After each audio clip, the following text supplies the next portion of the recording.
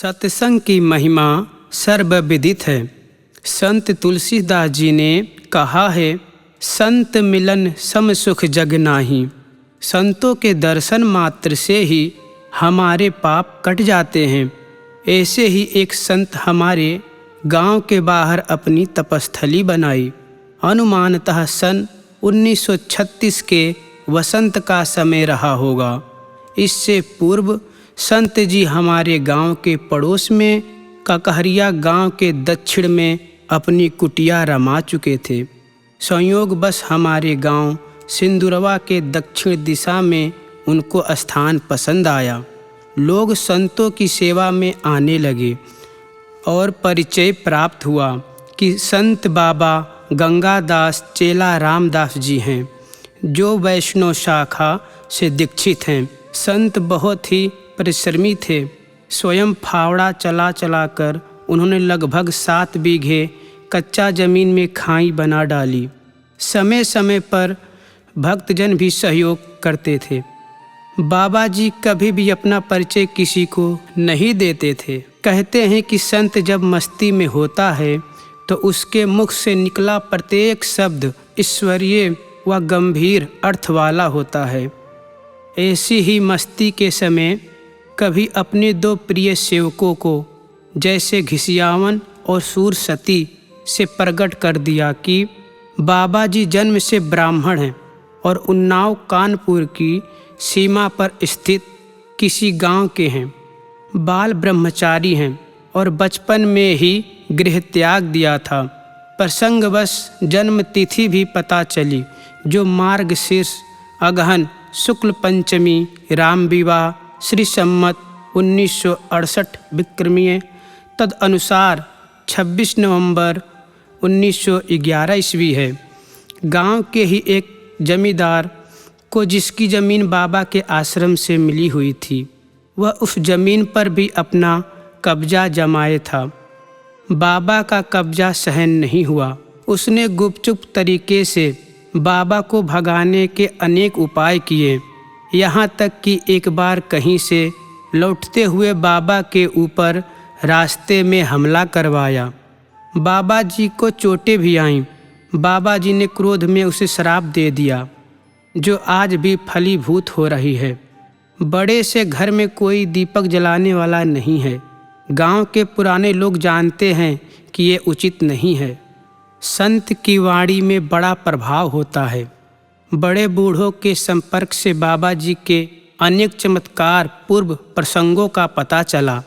एक बार बिहारी बाबा ने बताया, बाबा जी कोयसारा के एक लोहार भक्त व उसकी पत्नी को साथ लेकर अयोध्या गए थे।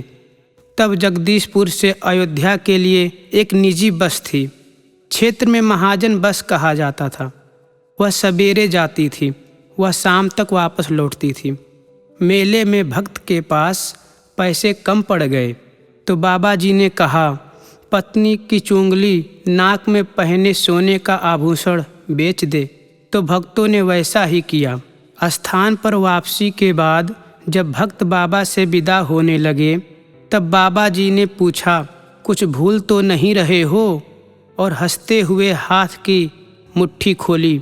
हथेली पर अपनी गई हुई चोंगली देखकर भक्त हैरान हो गए और बाबा जी के चरणों में गिर पड़ा। और एक दूसरी घटना जगेसर बाबा ने बताई। एक बार अहिरन के पुरवा के कुछ लोग अयोध्या जा रहे थे।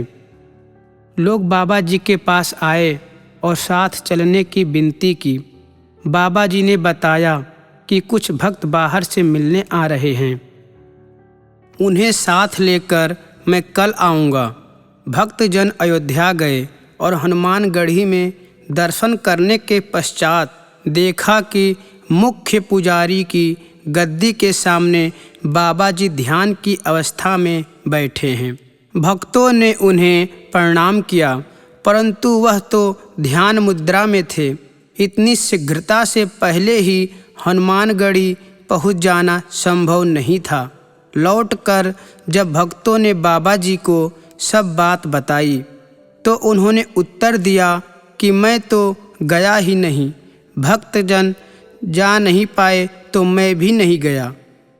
जब भक्तों ने अपने द्वारा वहाँ देखे जाने का प्रमाण की बात पर जोर डाला तो बाबा जी ने कहा, सब प्रभु की माया है। बाबा जी प्रायः ऐसे कहा करते थे। संतों की शक्तियाँ असीम होती है। बाबा गंगादास जी एक सच्चे संत थे।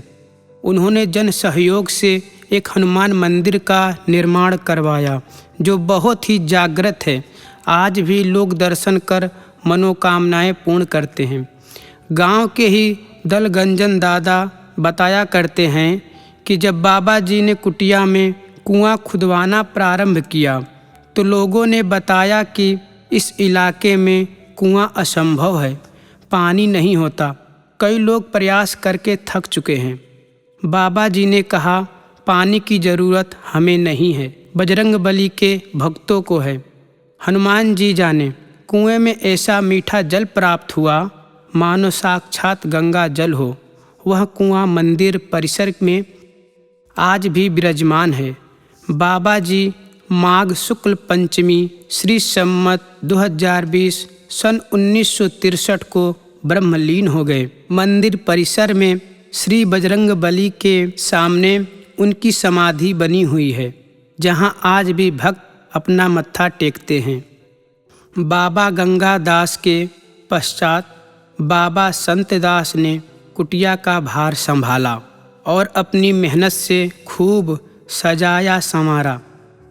जन सहयोग से परिसर में एक शिवालय बनवाया जिसमें घिसियावन, सुरसती, दलगंजन आदि का विशेष श्रमदान तथा बाबू संत प्रसाद श्रीवास्तव का विशेष आर्थिक सहयोग रहा। बाबा संतदास ने मेला क्षेत्र में आम के बागानों का संरक्षण किया। वो बहुत ही पर्यावरण प्रेमी थे। वे एक सच्चे संत थे। एक बार रात में चोर मंदिर का घंटा, लोटा, बाल्टी आदि सामग्री चुरा ले गए। सुबह लोगों ने इस संबंध में बाबा जी से पूछा तो उन्होंने कहा, हनुमान जी जाने। तीसरे दिन रात में चोर सारा सामान लेकर बाबा जी के पास आया और हनुमान जी से व बाबा जी से क्षमा मांगी। पूछने पर बताया कि बजरंगबली ने बहुत सजा दी है। कुछ समय बाद एक अन्य संत बाबा लक्ष्मण दास जी कहीं से आए और बाबा संतदास जी के साथ ही रहने लगे। इन संतों की एक विशेषता थी, जो कुछ भोजन व खाद्य सामग्री प्राप्त हो जाती थी वही खा लेते थे। वह अपना जीवन यापन करते थे। अपना पेट पालने हेतु भिक्षाटन किया करते थे। बाबा संतदास अप्रैल सन 1970 में गोलोकवासी हो गए और उन्हें ध्याना अवस्था में बाबा गंगादास के बगल में ही समाधि दी गई।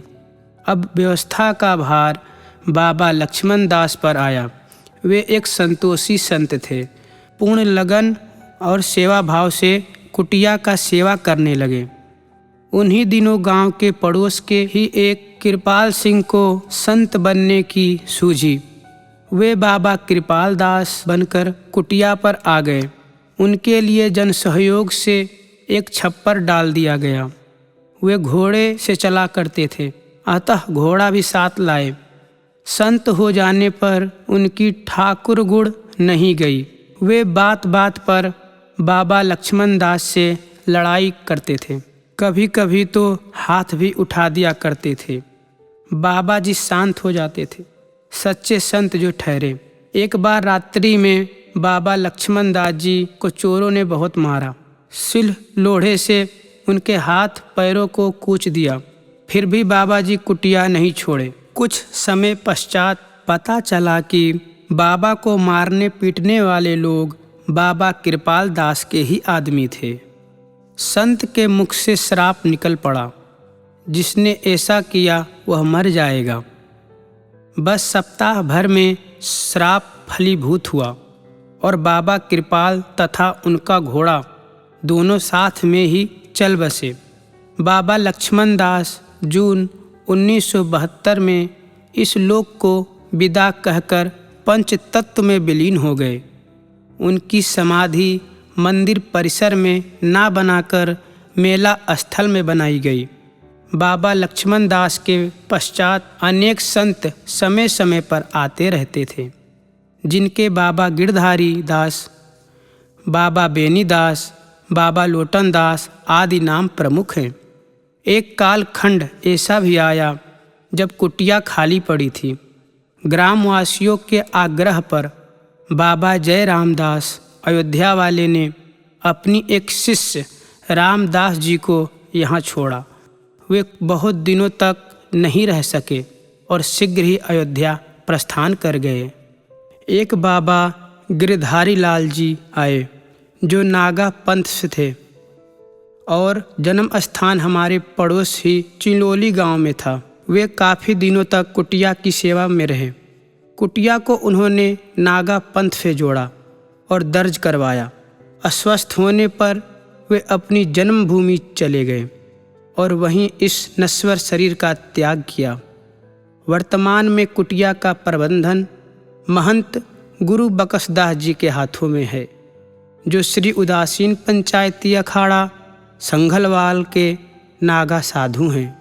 मेरे विचार से बाबा गंगादास, संत दास, लक्ष्मण दास के बाद यही समय कुटिया का स्वर्ण काल है। महंत जी ने एक ट्रस्ट का निर्माण किया। वह जन सहयोग तथा स्वयं के परिश्रम से कुटी का उत्तरोत्तर विकास कर रहे हैं। एक बड़ा संत समागम कक्ष बनवाया, जिससे मिला हुआ निवास भी है। दूसरे तल पर निर्माण कार्य प्रगति पर है। विद्युत की व्यवस्था, सीसीटीवी कैमरा आदि की व्यवस्था है। प्रत्येक मंगलवार को दूर दूर से भक्तजन आते हैं और दरबार में अपनी अर्जी लगाते हैं। श्री बालाजी सरकार बजरंगबली की कृपा से सब लोग मनवांछित फल प्राप्त कर संतुष्ट होते हैं। समय समय पर मेला, भंडारा, शोभा यात्राओं में आदि के आयोजन तथा भजन कीर्तन आदि हुआ करते हैं। महाशिवरात्रि के पावन अवसर पर श्रीमद् भागवत महापुराण का साप्ताहिक आयोजन होता है और एक विशाल भंडारे का आयोजन होता है। महंत जी से मिलकर बात करने पर पता चला कि कुटिया पर आगंतुक के उपयोग हेतु एक रैन बसेरा पुरुष और महिलाओं के लिए अलग अलग शौचालय व सुरक्षा हेतु बाउंड्री वाल की व्यवस्था है तथा कुछ अन्य व्यवस्थाओं के लिए प्रशासन को प्रस्तावना दी गई है।